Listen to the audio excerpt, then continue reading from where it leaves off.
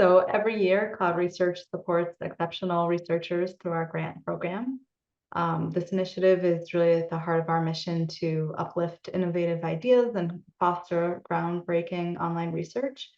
So today I'll get the opportunity to interact with and learn from our past and present grant recipients. So we'll hear from grant recipients from this current year and 2022. Each of our recipients will kind of very briefly share insights from their projects. They'll have about 5 minutes each.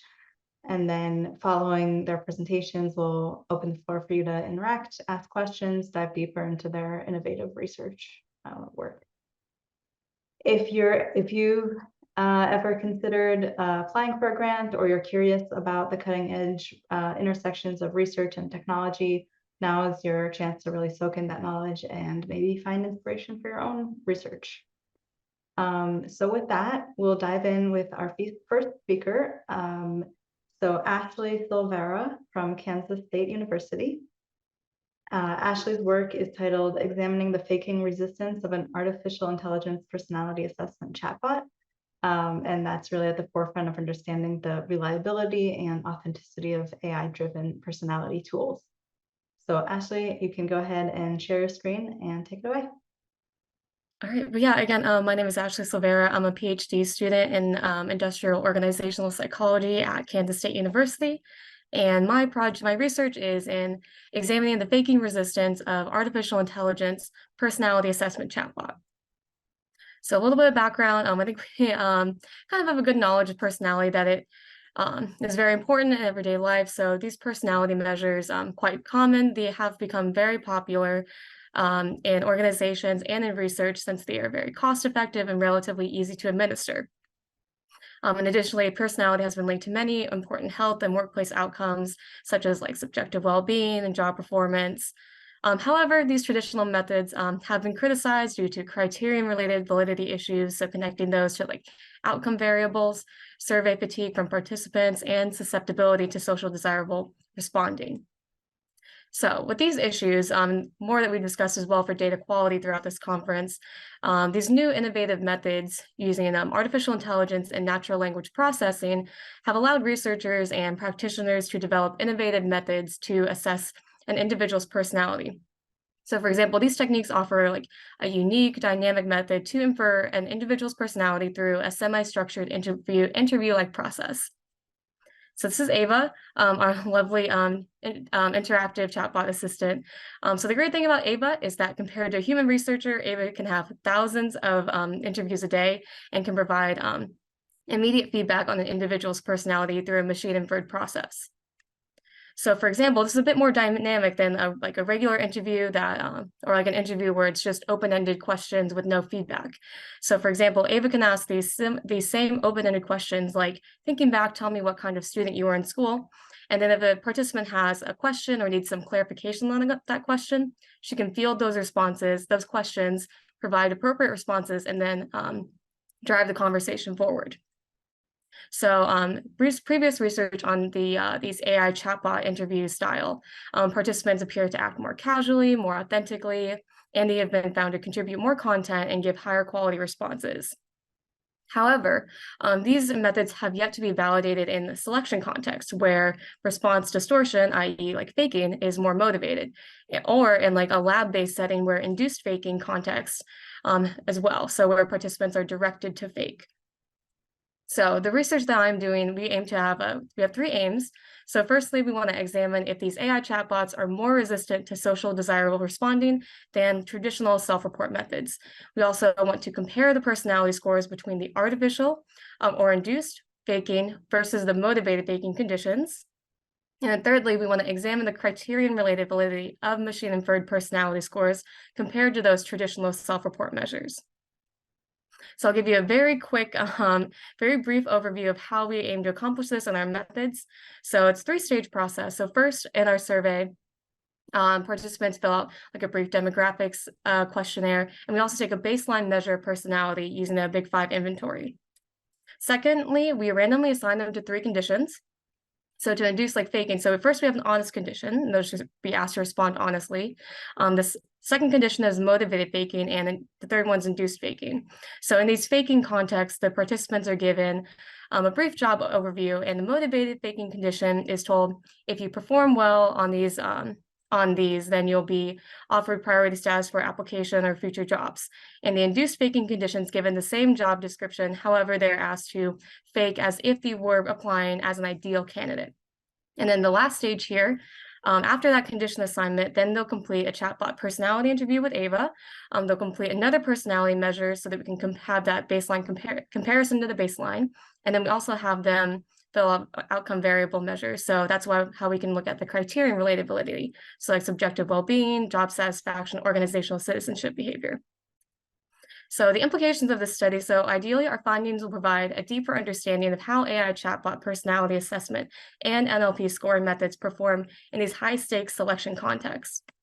Additionally, we'll gain some insight into how participants may attempt to inflate scores in this open response text-based format. And then again, we'll provide insight into applying and how we can apply these AI systems in NLP methods and machine learning in actual selection contexts. And lastly, we also hope to determine individual and trait relevant features of a conversation that might have greater criterion related validity across different questions, different formats, etc. So I know that was very quick, but thank you all so much for being here to listen. Of course, special thanks to Cloud Research for funding this. And again, thank you. And also thank you to my advisor, Dr. Tianjin Sun. I have left my contact information here and my LinkedIn if you want to get in contact, ask any questions, collaborate maybe later on. And I've also left a QR code if you want to try out a little light version of Ava. So if you, here you can kind of see how the conversation works, how the format works, and that she can also give you feedback at the end of your conversation with her about your personality. Next, we have Benji. Benji. Hey, everybody. Actually, that was a really cool talk. It made me forget what I was going to talk about. I got really involved. Okay, so thank you, everybody. Thank you for coming. I'm really happy to be here. This conference has been great. It's a crazy opportunity, so I feel like a very lucky boy. But let me get right into it. So I finished grad school recently. I'm now doing a postdoc at Northwestern.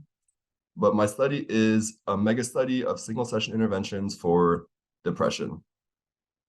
Depression in young adults is a big problem. It's very prevalent. And being a young adult is a period of high depression risk.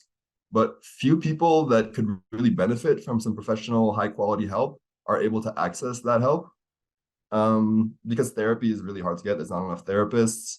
When you find a therapist, sometimes it doesn't go well. And there are options that make high quality support more scalable, but things like mental health apps are actually rarely engaging. People tend to get bored after just a few minutes with them. So we need to find some other solutions. One solution with a lot of promise and excitement growing is this thing called single session interventions. And in an online single session intervention, what you try and do is condense all the good stuff from a high quality therapy. You just squeeze it down into one brief session.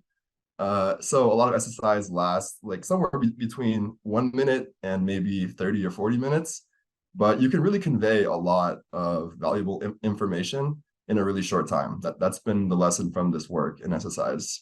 And the benefit of these is that they can reach millions of people instantly and cheaply. They're all self-guided. So that's great. They can be shared informally between people in online communities. So the lab that I'm in now at Northwestern, the Lab for Scalable Mental Health, led by Jessica Schleider, we have a bunch of these SSIs for different issues and different populations. Here are some on the right. But on average, the impacts of SSIs tend to be weak. I mean, for some people, they're very helpful, but for a lot of people, they're not very helpful. So I feel like for SSIs to reach their potential, to really have the impact on a global scale that they possibly could have, we need to figure out if we can make them more effective. So how do we make them more effective? Well, current SSIs, they use effective evidence-based strategies. Here are some screenshots from an SSI that I made recently. It's a lot of text, images, it conveys the information.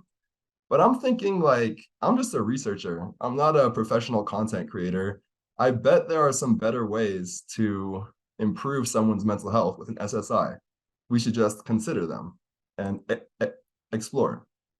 And that's the goal of this project, to explore new approaches to making SSIs. And so here are just some screenshots of different ways that people try to support people's well-being online, like different forms of interactions that someone can engage in.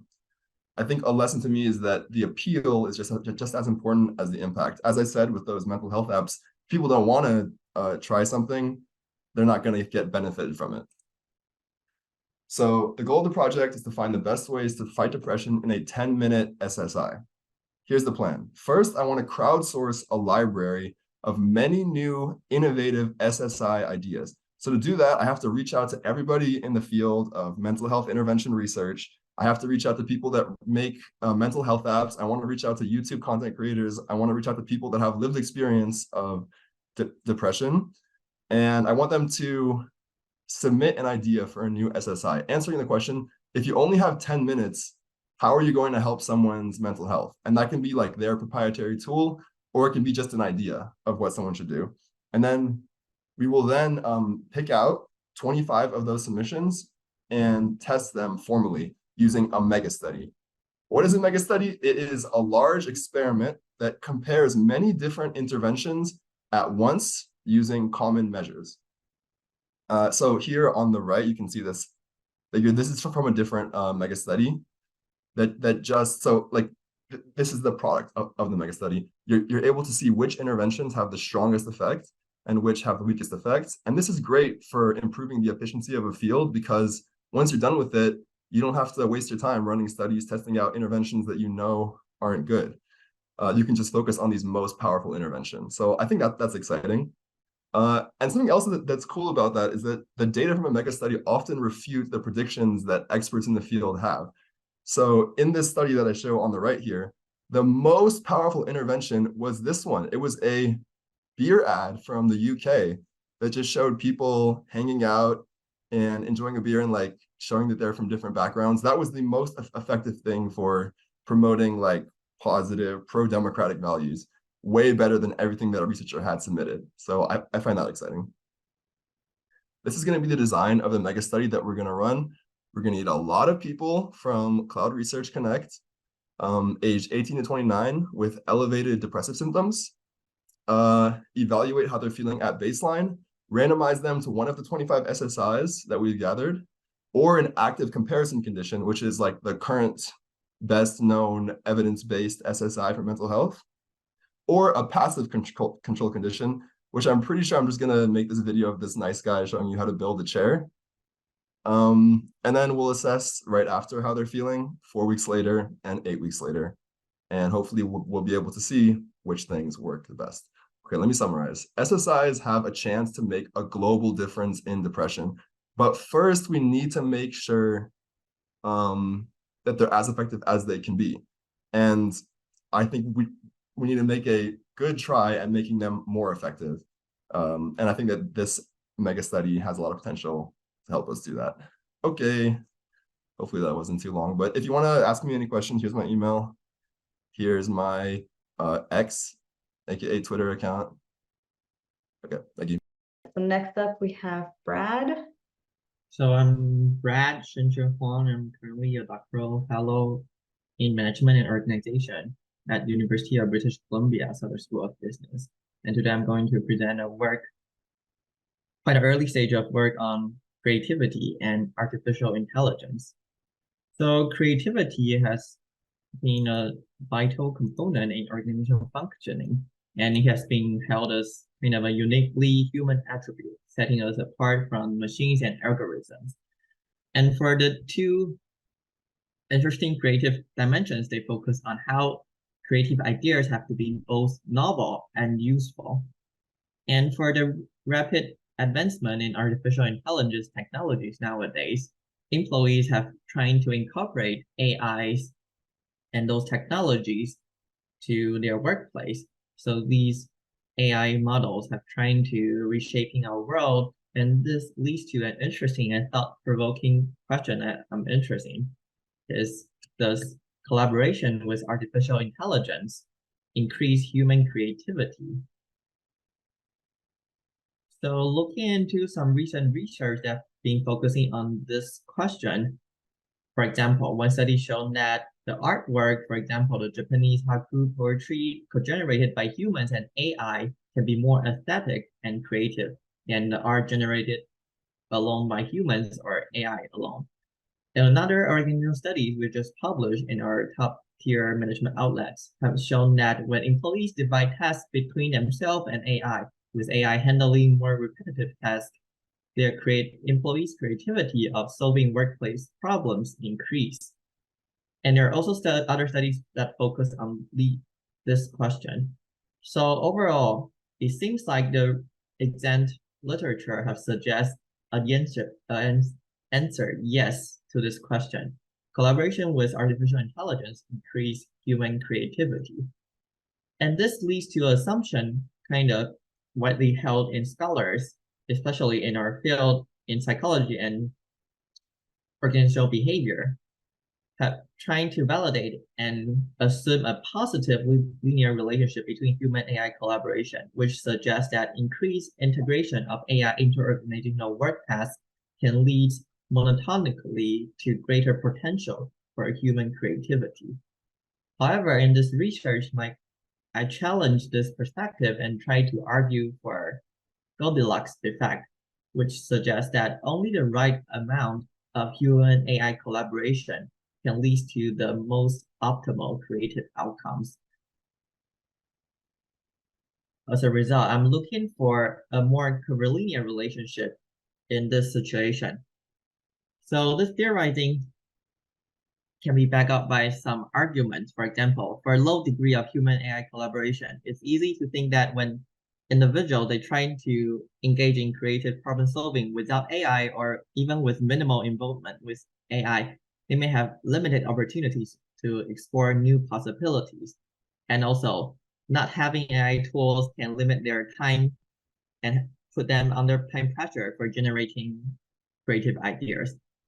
However, on the other hand, too high degree of human AI collaboration can also constrain creative process, because when using too much AI in these situations, although it can generate more ideas, but those ideas can be more standardized or predominantly conceptually alike and can be more incremental and lacking knowledge divergence, which may limit their creativity expression. And also they will have less time to focus on their own thoughts about how to think more creativity as a human compared to just using AI to perform all of their work on creativity tasks.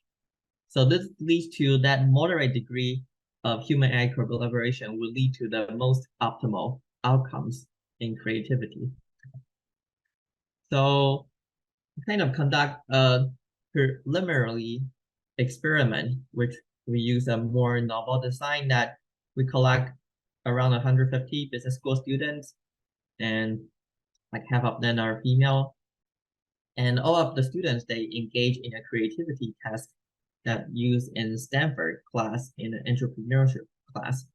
And in this creativity task, they have different, we ask them to have, we provide them with different degree of access to ChatGPT, so they can work with ChatGPT on this creativity task.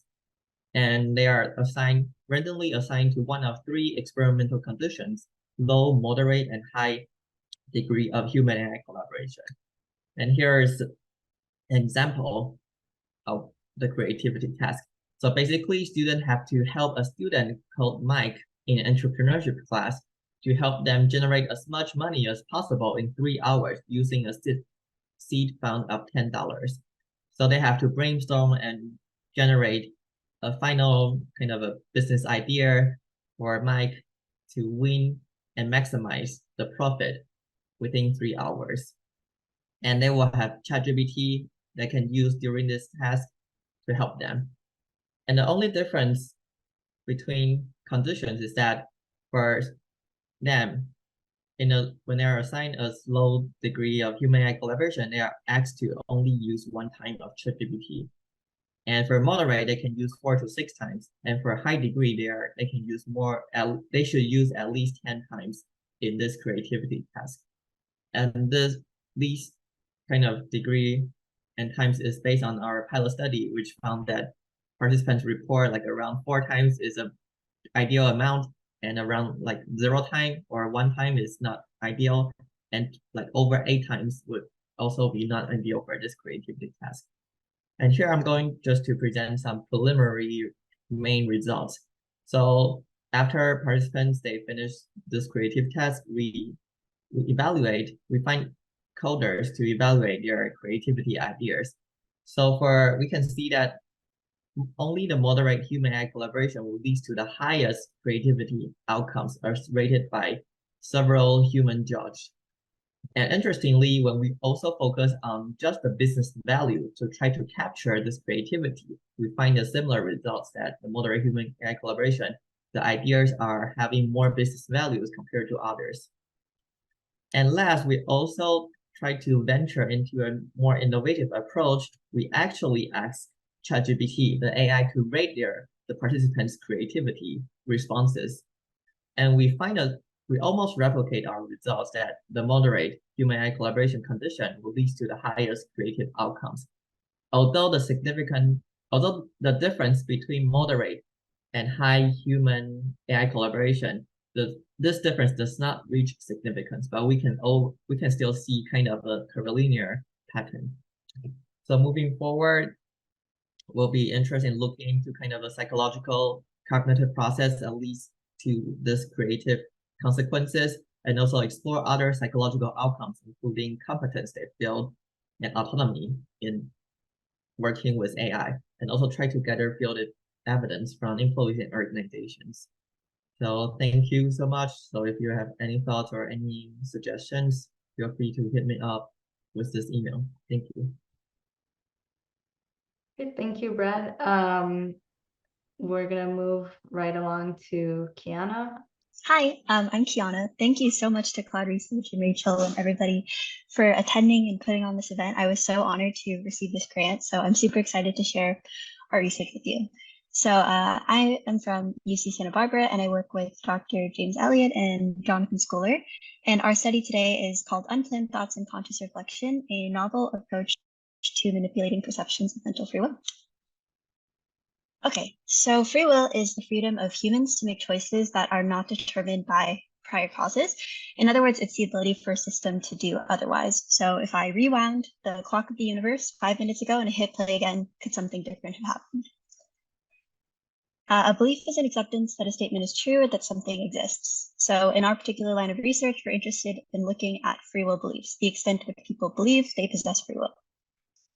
So commonly in social psychology experiments that have looked at the impact and influence of free will beliefs on behavior, they typically use types of primes that are highly conceptual and abstract. So an example is this book by the author Francis Crick. It's called The Astonishing Hypothesis, and its arguments for the non-existence of free will focus on the physics of causality, genetic essentialism, and sort of like really abstract and domain-specific knowledge, talking about abstract free will beliefs.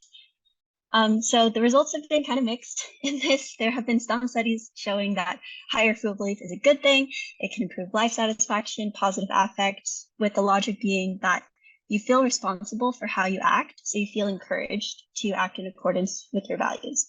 Then there's some other studies showing that a lower free will belief is a good thing. So this encourages you to, for example, empathize with people better, reduce your willingness to punish people, promote emotional forgiveness, so on and so forth. So there's been sort of mixed results, such as the story with lots of social psychology. And like I said before, the primes for this have been highly conceptual and abstract.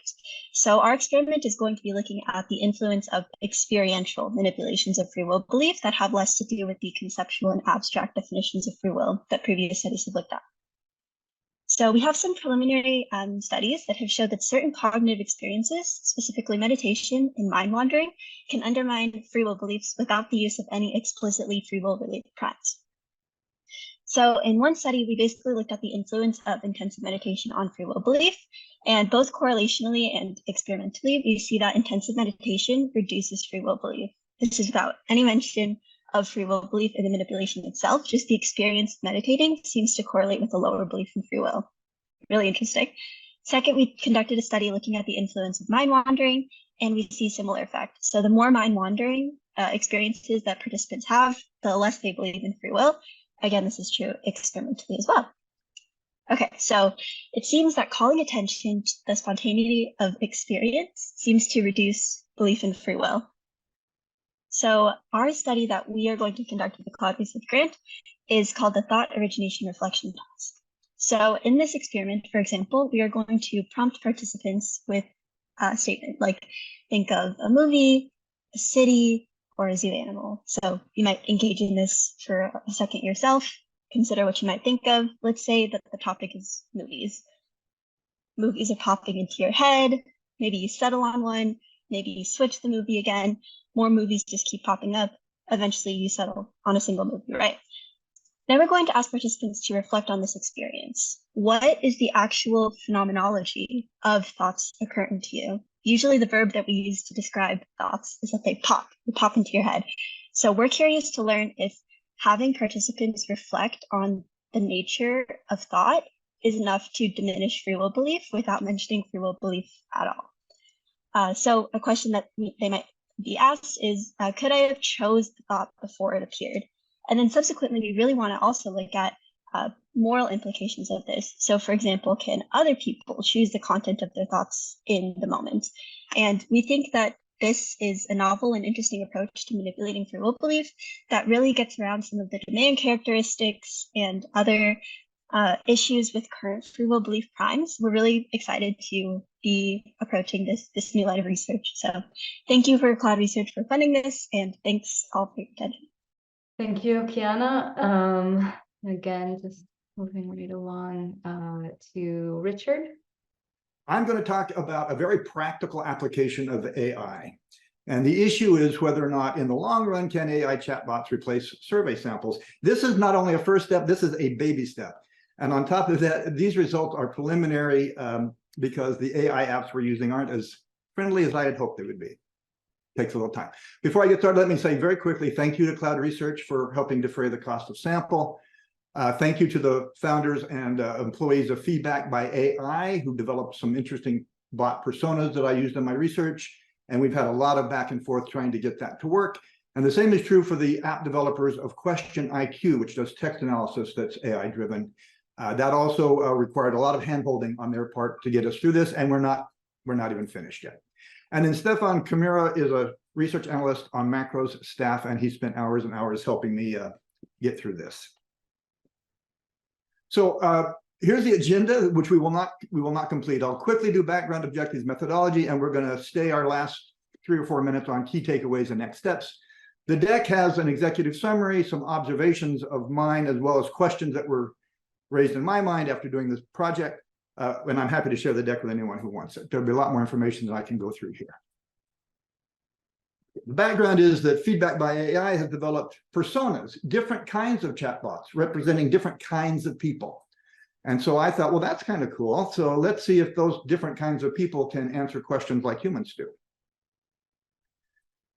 The objectives then are twofold. The primary objective is to determine if Feedback by AI can provide useful information in the new product development space. Secondly, and this is a longer term objective, I wanted to see how well bots would mimic the answers that humans gave. Because theoretically, if we could get bots to represent different groups of people, we could stop surveying people. That would save money, it would save time, and it could also give us much higher quality data, which I will talk about later. So the research methodology, basically I had a sample of bots. I had 25 bots representing different people. That's one group, that's one cell, if you will. And then I had 626 humans, real people, through Cloud Research generated that data, and I'm going to compare them. That's very simple. I took each of those cells, divided them into 3 cells apiece because I found some price sensitivity issues when I started running around with this data. So we have a cell of $20 for the new product, $40 for the new product, and $60 for the new product. And this is preliminary because I haven't finished the text analysis of the human sample. 626 people with 2 open-ended questions is 1,252 open ends.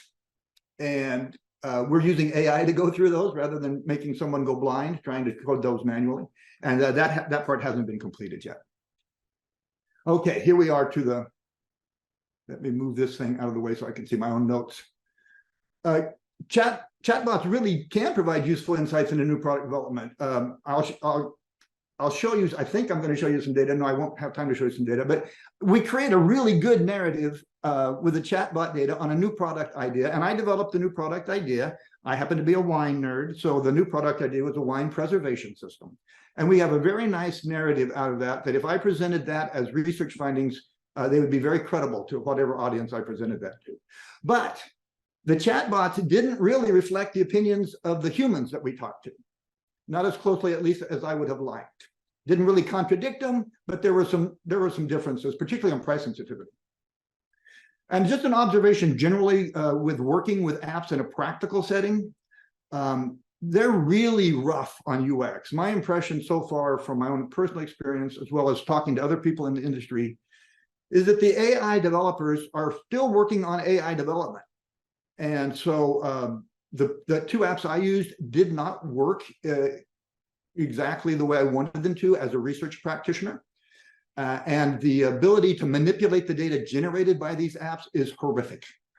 We're at the stone tablet stage of AI, in my opinion.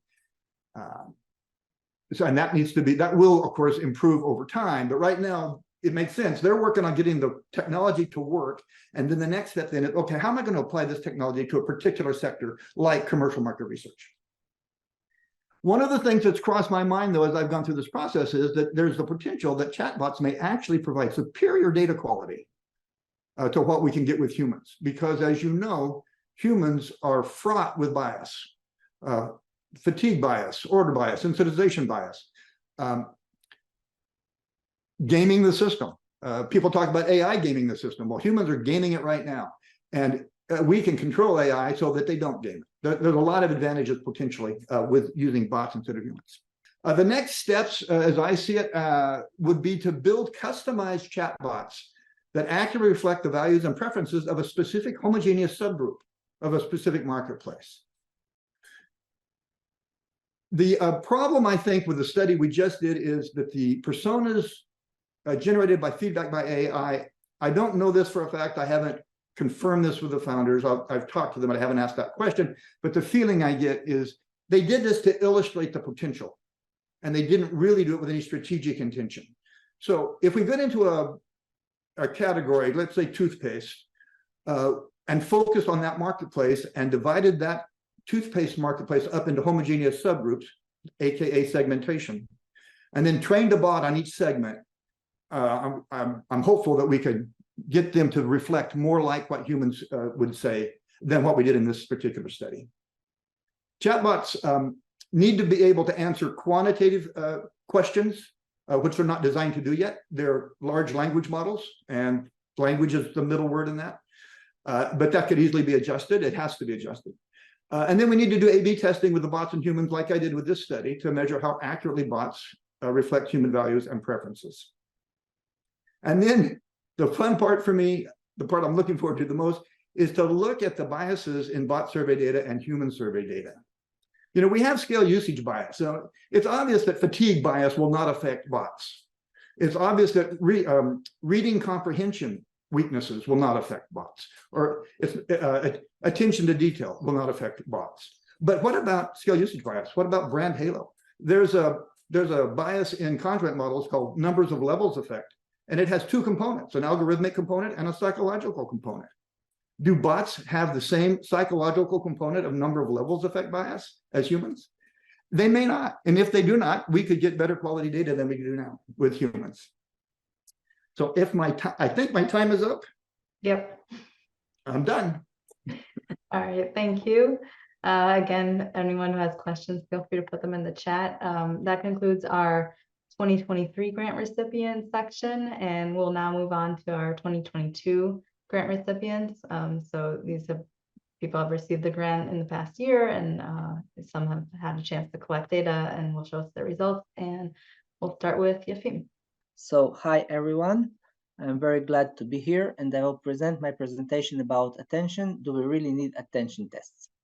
So previous research found that to run high quality experiments online, we have to put many attention tests in our experiments. And what we are testing in this project is putting one attention test is enough to get high quality data. So here is the instruction page the participants saw, and they had a very simple attention test. They had to put the word thanks in the comments field, and the participants who put the word thanks in the comments field were classified as attentive, and those who failed it were classified as inattentive. And what we are interested in is do the data quality differ between the attentive and inattentive participants? So we used what is called a clicking paradigm, a variant of the clicking paradigm, which is a checking paradigm, and the participants make a repetitive choice, 100 trials. They have to choose between different alternatives, which they see on the screen. And one of the buttons maximizes their payoff, but for a certain cost. This is the checking button. Here is how the screen looks like. They click on one of the buttons, and they see the payoffs of all the buttons, and then they click on the next button and move to the next trial. And let's assume they click on the check button, so then they see the payoff of the check button. It provides the maximal payoff of all the other buttons, but for a cost of 3. This is why it's 7, because the best button gives 10, and minus the cost of 3, it's 7, and so on and so on. So this is the experiment, and what we are interested in is the choice rate of the checking button for the 100 trials. So recall, what we are interested again is, do the attentive participants differ from the inattentive participants? So basically, do their checking rates differ of those who read the instructions and those who do not read the instructions carefully? So study 1 is the beneficial checking, which is, as I show you now, and it's a replication of a laboratory study, and as I showed you before. And here are the results. Here are the checking rate of the original study, which was run in the lab. It's about 25% checking rate. And here is the results of the replication. So as you can see, the attentive participants behave very, very similarly to the lab participants. But what about the inattentive participants? The inattentive participants check much less than the attentive participants and than the lab participants. So the attentive participants behave identical to lab participants, but the inattentive participants differ significantly. Here is another study with the same clicking paradigm. Again, checking provides the best alternative of all the choices, but for a cost. And the checking cost is again 3 points, so it's very beneficial. Here is an example of a screen. If you click on one of the buttons, you get 8. If you clicked on the checking button, you get the maximum of all the buttons minus the cost of 3, which is basically 7. And you repeat this task for many trials, 100 trials. So here is again the original study. As you can see, the checking rate is about 40%. And here is the replication. Again, for the attentive participants, you see that the checking rate is very similar to the original physical lab study, but the inattentive participants check significantly less. So again, the same recurring pattern. The attentive participants behave very similar to the lab participants, and the inattentive participants behave differently. Okay, so are the attentive participants differ from inattentive participants? What we find is that yes, but the difference is evident only in certain environments. So the attentive participants differ from inattentive. It's evident only in certain environments. What's also important is that we ran this through cloud research, and we basically replicated these results when we run the same experiment on Connect, but the percent of those who are attentive on the Connect platform is even higher. So the Connect platform provides higher quality data. This is the end of my story for today, and I will be happy to share more results if you want later. Thank you. So Saren, please go ahead and share your screen and take it away. Hi, everyone. I am Jaren. I'm a PhD candidate in political science at the London School of Economics. And first of all, I want to thank Cloud Research for their support in realizing one of my passion projects in my PhD. And thank you, everyone, for all the great presentations and very inspiring work. First, I want to talk about my motivation. So the media has always commented not only what politicians say, but also how they sound and how they look. And you see here an example with this opinion piece is talking about Obama's deep voice and like his jaw structure, which are actually both very physiologically masculine traits. But when it comes to commenting on women, media actually criticize women for lack of these physiologically masculine traits. But why this is the case? Historically, a leader's success and popularity has been associated with male and masculine stereotypical traits. So gendered political socialization theory tells us children actually learn that politics is male dominated and masculine, which might eventually transform into adults' political attitudes. But this can hurt diversity in representation because these prejudices may disproportionately harm women and ethnic minorities. However, with the increase of visual representation of political candidates in social media platforms or televised debates, voters can use facial characteristics also as a cognitive shortcut to assess a candidate. And in this project, I'm gonna focus on facial masculinity, which is actually physiologically driven by sex. Elevated testosterone levels have been associated with more masculine looking facial traits, such as stronger jawline or narrower eyes, whereas elevated estrogen levels have been associated with more feminine facial traits like more prominent cheekbones. And the literature so far has shown that masculine facial features actually can make a political candidate look more competent. However, there is much less focus on how these facial masculinity signals work regarding candidates' race and gender at the same time. In order to answer this question, I conducted a pre-registered online experiment using Cloud Research's Connect platform, and I focused on 3 candidate attributes: the level of facial masculinity, the candidate's race, and gender. And for this step, to keep it simple, each of these attributes had 2 levels, either woman or man, or like low or high facial masculinity. I want to show an example what these faces look like. So these are hypothetical candidates that I generated using artificial intelligence tool, which helped me also play with very nuanced facial structures, eventually helping me to create more masculine looking or less masculine looking political candidates. And I then asked participants about their preferences for these hypothetical candidates and ratings about bunch of traits.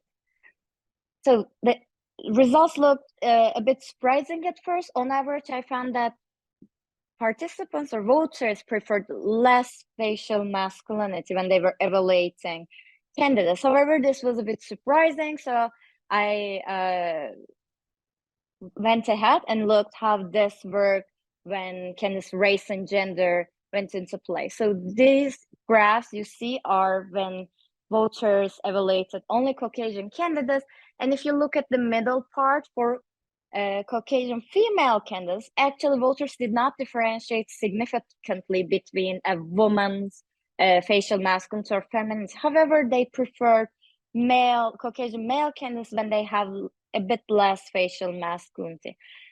But things get interesting when voters evaluated African American candidates, because the pattern is now reversed. As you can see in the middle graph, when they were evaluated African-American female candidates, voters significantly preferred to vote for less masculine looking African-American female candidates. However, they did not differentiate when they were the levels of facial masculinity when they were evaluated African-American male candidates. So I was thinking, okay, what might be the reason behind this preference? So I went back and I also asked participants a bunch of questions to evaluate the candidates, like their perceived competence levels, attractiveness, or representativeness after they see these hypothetical candidates. And this graph is showing the results broken by race. And as you can see, only attractiveness has significant levels, which means voters evaluated both African-American and Caucasian hypothetical candidates less attractive when they have higher facial masculinity, which might in fact eventually explain why they prefer to vote for less masculine looking candidates. The results also is interesting when I look at them grouping by gender. As you can see now, by gender, women, when they have high facial masculinity, are evaluated less attractive, whereas for male candidates, it's not the case. But women also, when they have more facial masculinity, they are also evaluated to be less representative and less competent. Sorry. In conclusion, this initial part of a bigger project showed us that reduced levels of facial masculinity can actually have a positive effect on how voters perceive political candidates, maybe also signaling a shift in femininity masculinity preferences in the US in current political climate. And I also find the race and gender of the candidates have an interactive effect in how voters rate facial masculinity in their voting decision. And the underlying mechanism of their preference might be due to low levels of perceived attractiveness. Actually, regardless of participants' ideology, I didn't have time to talk more about ideology, but also participants' ideology did not differentiate in their preference for facial masculinity. Thank you so much for listening. Here's my email address and my Twitter address. I would be happy to connect if you have any questions or talk more about research. Awesome, thank you so much. For our last grant recipient, Gilad Feldman wasn't able to make it live since he is in Hong Kong and it's the middle of the night there, but I'm gonna share a recording. I'll be presenting a project that we've been working on that was supported by the Cloud Research funding. Thank you for that. The topic is about reference points and decision-making. We conducted replication and extensions of a classic article by Dinner et al. In 2011. We conducted the study as a registered report, which means that we wrote a pre-registration, very detailed, and submitted this to this revolutionary platform called Peer Community in Registered Reports, where recommenders and reviewers go over a publicly posted preprint. And in this case, Chris Chambers made the recommendation based on reviews by 3 judgment decision-making open science researchers. And as you can see here, the preprint is publicly available and you can go and read it. And the URL on the top is where the recommendation is posted together with peer review. When we look at the literature, we look at the meta-analysis, we see defaults to be one of the strongest nudges out there. We've got Cohen's d of 0.62 to Cohen's d of 0.68. But then as a response, a lot of criticism came out showing publication bias. And when you adjust for publication bias, it seems like the effects are much more moderate or even completely disappear. So what is this specific target article about? This is the paper 2011. It's about partitioning default effects when people choose not to choose. So what they found was that the percentage of people choosing the ink bulb was a lot higher when ink bulb was the default in a choice between ink bulb and CFL. But since then, when we looked at the article and really started to analyze this, we realized this is not really about default. It actually is more about status quo bias, because when we think about defaults, the way that defaults were manipulated is by where this dot is set. So you have two choices, and then one of them is already pre-filled for you. But the way that they manipulated things in this article was not that. It was something different about status quo effect. And here's what they described is that bulb types have been installed, pre-installed. Therefore, but they become the de facto default. So what we decided to do here is, rather than fighting over what is the right framing for the effect, we're just going to look at both of those. We're going to look at both default effect and status quo effect, and we're going to also introduce a control condition where there is no status quo, or a control condition where there is no default, which allows us to contrast and replicate the original.